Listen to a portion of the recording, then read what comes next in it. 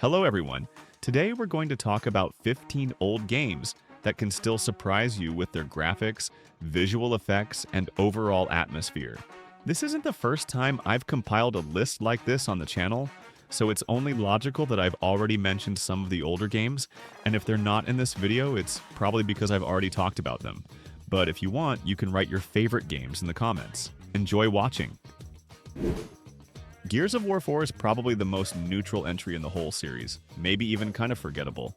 People don't really say anything bad about this game, but there's not much good to say either.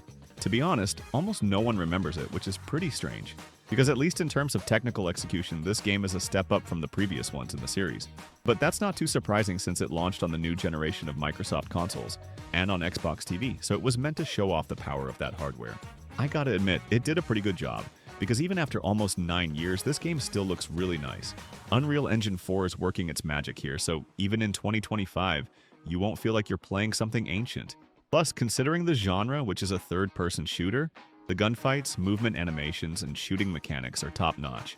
Finding a good shooter these days where you actually enjoy shooting is pretty tough. And visually, the game impresses with its diverse and beautiful locations.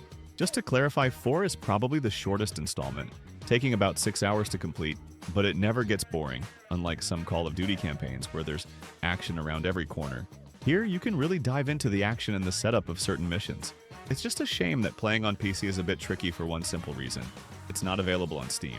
You'll have to buy a Game Pass subscription for at least a month for a few bucks to download the game through Microsoft's clunky launcher and play it. Well, that's how I did it. And yeah, I can already hear your question. What's the deal with piracy? Well, it's simple. It's only set up for one specific version of Windows 10 and reinstalling the OS just for one game. Yeah, that's a hard pass. So, when it comes to awesome slashers, you instantly think of something like Devil May Cry, God of War, or Bayonetta. 3 heavyweights, if you will. But there are also some other, slightly less known but still great games that are worth mentioning. One of those is Castlevania, Lords of Shadows. The game came out in 2010, if I'm not mistaken, exclusively for consoles at the time, and then got a PC release in 2013. By the way, the project is very similar to God of War in terms of gameplay, and honestly, that's not a downside at all.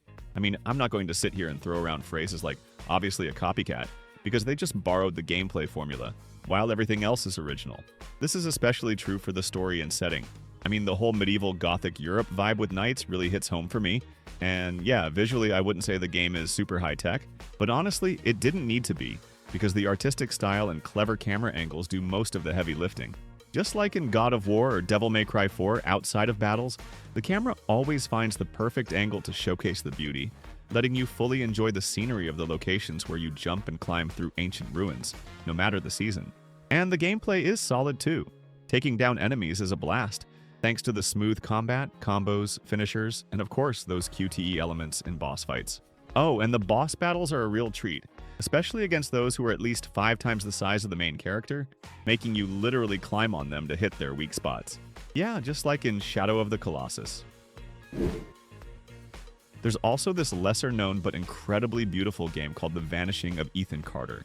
Essentially, it's a first-person detective adventure game that was released back in 2014. And I won't lie, among all similar games, this one is the most high-tech. Not only because of the Unreal Engine 3, but also due to the artist's work. In this game, we play as a detective investigating the disappearance of a 12-year-old boy in an autumnal backwoods, much like an abandoned valley in Wisconsin, where you wander through picturesque open locations, gather clues, interact with spirits, and solve simple puzzles to piece together the entire story like a complete puzzle. When you wonder why the game looks so good, the answer is quite simple. It's photogrammetry. The developers from Poland really went all out, scanning real objects and locations, taking over 1,000 different photos, and turning all that into full-on 3D models with incredibly realistic textures, complete with moss, cracks, rust, and even natural erosion. Because of this attention to detail, the locations in the game feel truly atmospheric. You've got autumn forests, various abandoned villages and buildings, a stunning lake with reflections, mines, dams, and train cars, all looking really high-end, especially considering the game is 10 years old now. Finding something similar in 2025 with such a picturesque visual style sometimes feels downright impossible. And in terms of story, the game is quite interesting. If you love paranormal detective investigations in some low-key backwoods, I definitely recommend checking it out. Next, I wanted to add another interesting shooter to this video. I've talked about Battlefield, Crysis, and Gears of War a bunch already. Then I remembered that in 2011 Bulletstorm came out. Seriously, it's one of the best shooters I've played through multiple times in one go. Almost 15 years later, the game holds up really well. It's a super vibrant and totally wild first-person shooter that hooks you with simple yet incredibly effective mechanics. First off, it has an interesting story with a plot full of dark humor and sarcasm. And secondly, the gameplay is fantastic, focused on taking out your enemies using everything from gunfights to whips and kicks.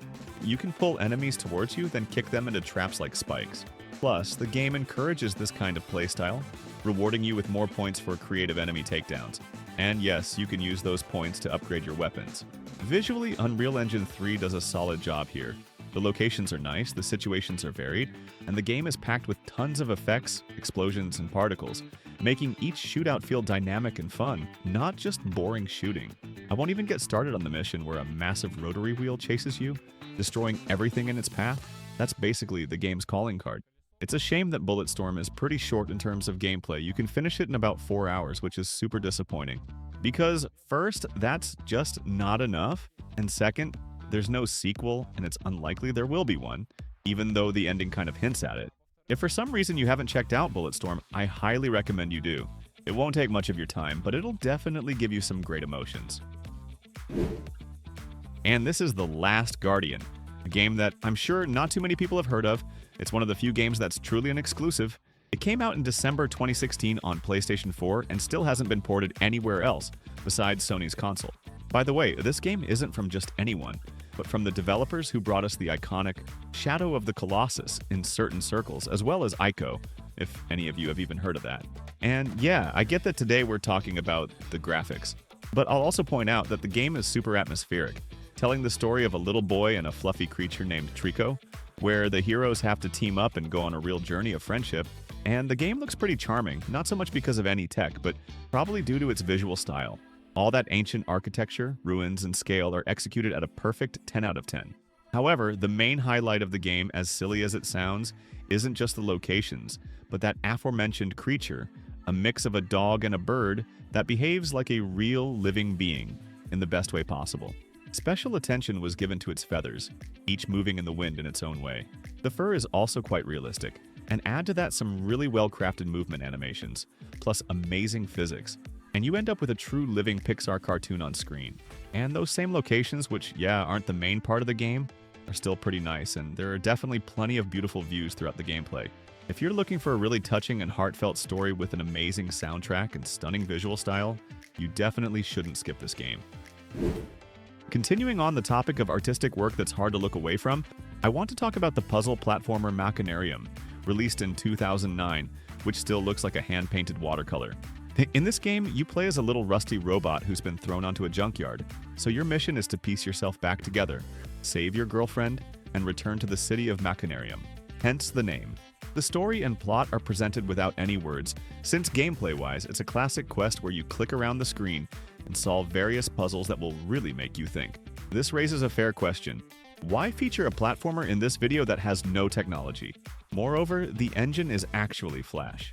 Yes, that same thing that got many of us into browser games. The answer to such a tricky question is actually pretty simple. I'm personally drawn to the handcrafted work of the artists. Every background and animation is hand-drawn.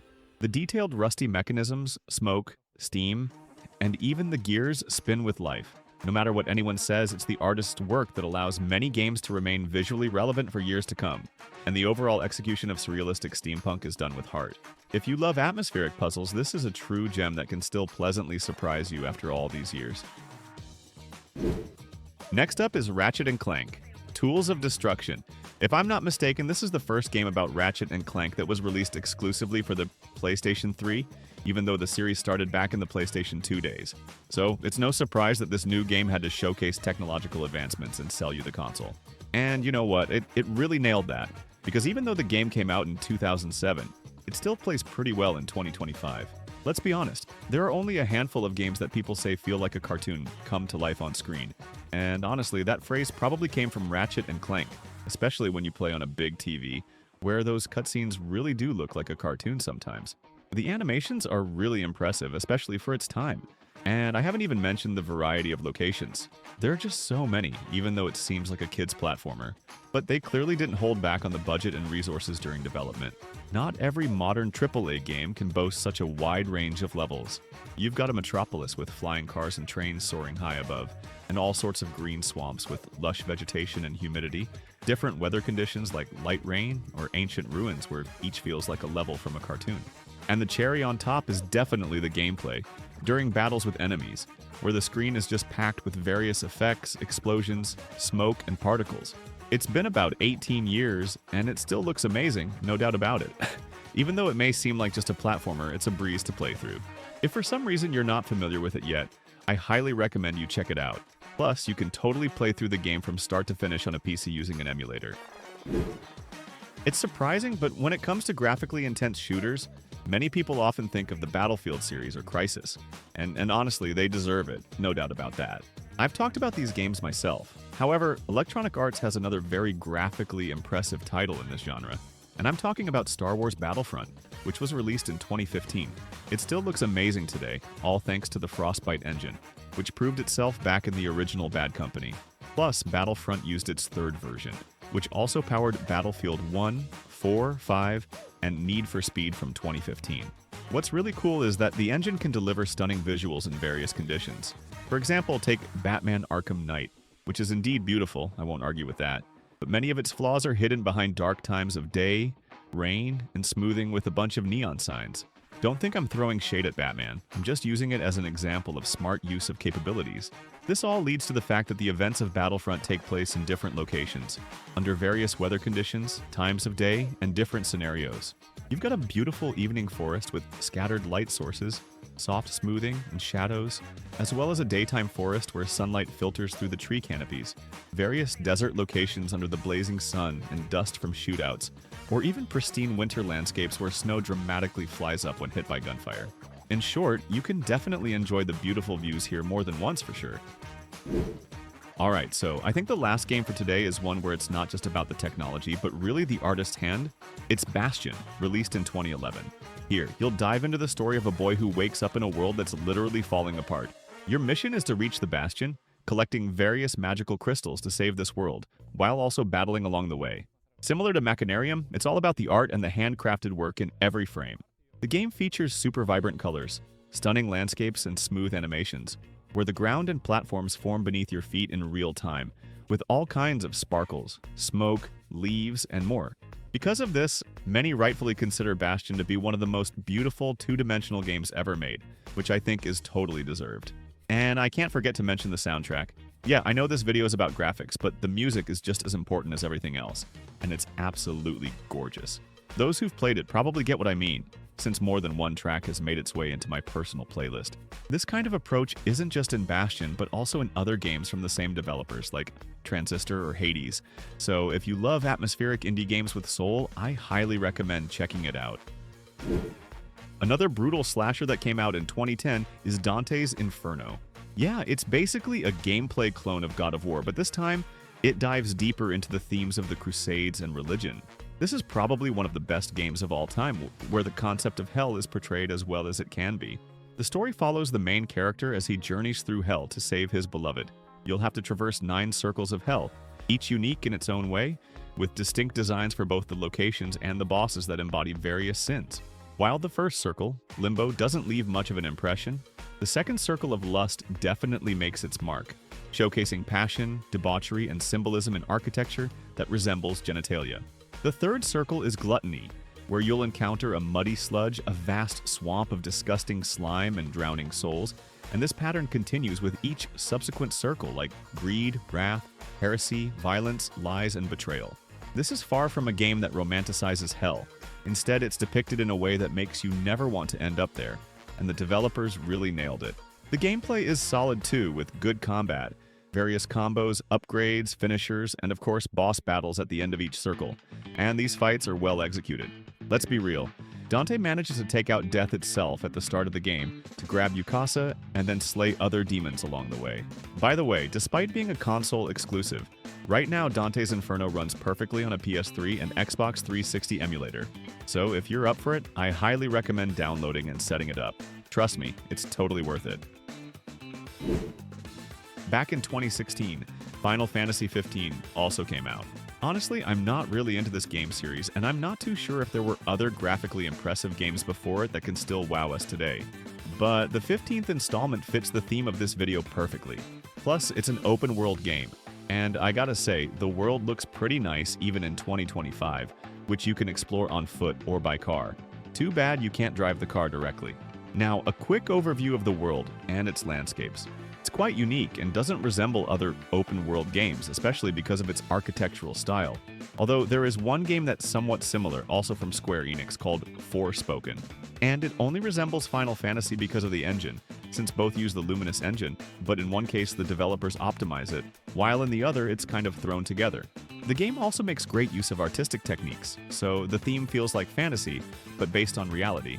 For example, there are regular modern cars driving around. The cities look somewhat like real ones, but with magical elements. Don't forget the amazing animations. We're talking facial expressions, hair, fabric, and even the wind animations for grass and various flags.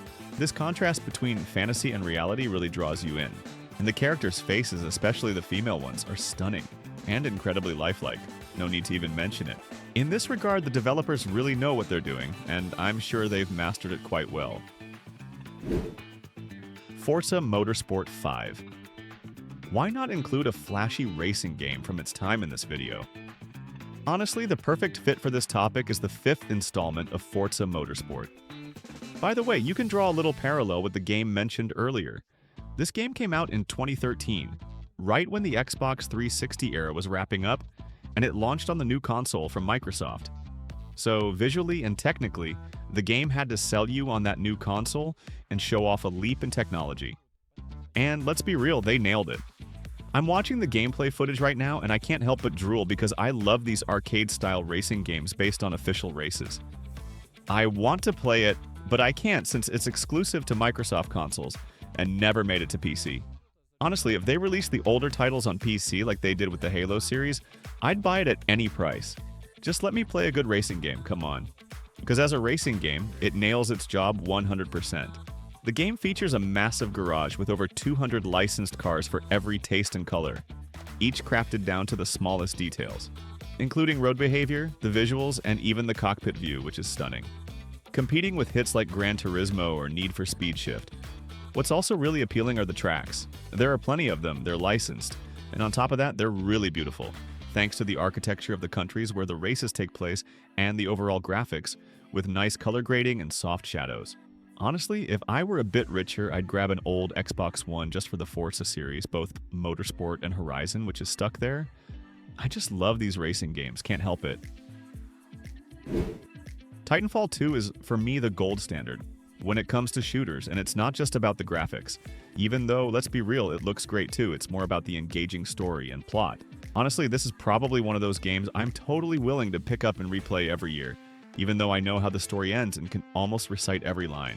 Yeah, the storyline in this game really hit me hard back in the day. By the way, I first played this game back in 2018. Maybe some of you remember, or maybe not, but back then, in the budget graphics card segment, there were basically two options: the GT 1030 from Nvidia and the RX 550 from AMD. Cards that were basically just for Dota and CS. Playing anything demanding at that time meant running on low settings. So I'm saying all this to point out that the optimization in Titanfall was ridiculously good at launch, and I managed to play it at a steady 60 frames on medium settings. Even then, I was blown away by the visuals and landscapes throughout the game. It's kind of ironic that many modern games don't look as good, yet they require more from the R5. Another thing that's really well done in the game is the animations for movement, shooting, reloading, wall running, and even finishing moves. It's so dynamic and smooth that I think the movement in this game will still feel relevant in 10 or 20 years for sure. And I haven't even mentioned that legendary level where you could change reality with the press of a button, from the present to the future, and back again.